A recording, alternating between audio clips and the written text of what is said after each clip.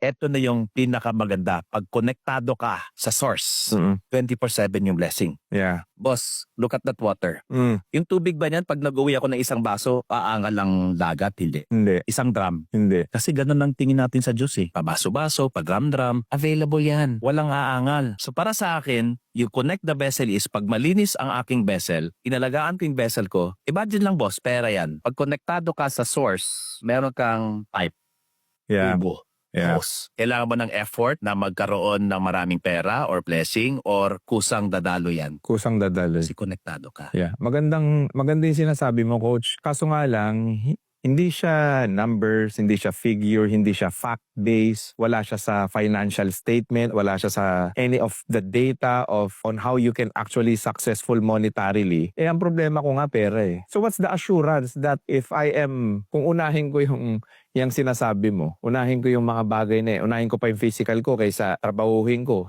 Isipin mo, example, mag-physical activity ako ng 1 oras, 2 oras. Eh di, sayang na yung kinita ko doon. That's bullshit. How many hours do you have in the day? 24 hours. Okay. Ilan hours ang tulog mo? 8 oras. Okay. Talaga? Minsan, madalas hindi. 4. Oo. Natira 20 hours. What do you do with 20 hours? Gigising ka, maghahanap buhay ka. Bubukas ka ng tindahan mo, trabaho ka, hanap 20 buhay hours ka. working. Ilang tao ang nagtatrabaho ng 16 hours na umaasenso sa buhay?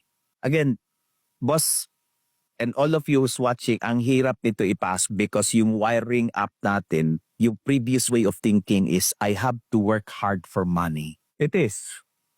As if you're telling me, yung source natin, matakaw. Kailangan mo paghirapan. Can I go biblical around this? Seek ye first.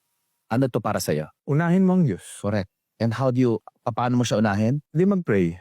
Okay, more than prayer. What else? Because some people are just praying. Gumawa ng maayos. Can I? Maglingkod sa Diyos. Okay. More than that. That's it. Alright.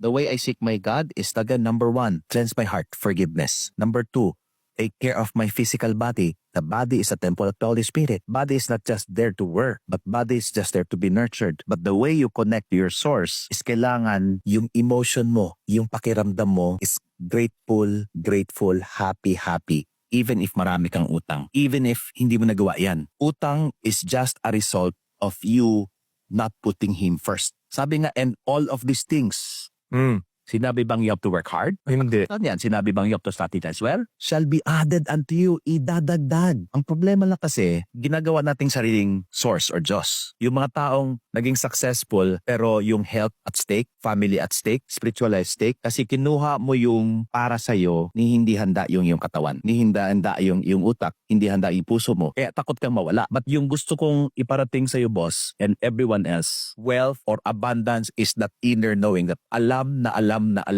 mo, mawalang ka man lahat, ganyan kadami ang blessing. Huwag kang matakot. Is it a coincidence that it's written in our Holy Scripture, do not be afraid 365 times? Is it a coincidence? It's by design that our Creator is telling us, do not be afraid. By design. Exactly. But notice, yung mindset na ganyan, galing sa takot. Wala kang pera, takot ka. May pera ka, mas natakot ka. Ano yun? So what I'm trying to do here is move your thinking from fear, takot, doubt, pagdududa, worry, pangamba. So siguro na-master mo na yan, wala namang nangyari. Kung may nangyari man, nawala. But i-move mo sa faith. Faith are the things we hope for certain things we see. Which means, gusto ko to, kahit hindi nangyayari, aakto ako, kikilos ako, magsalita ako as if nangyayari na.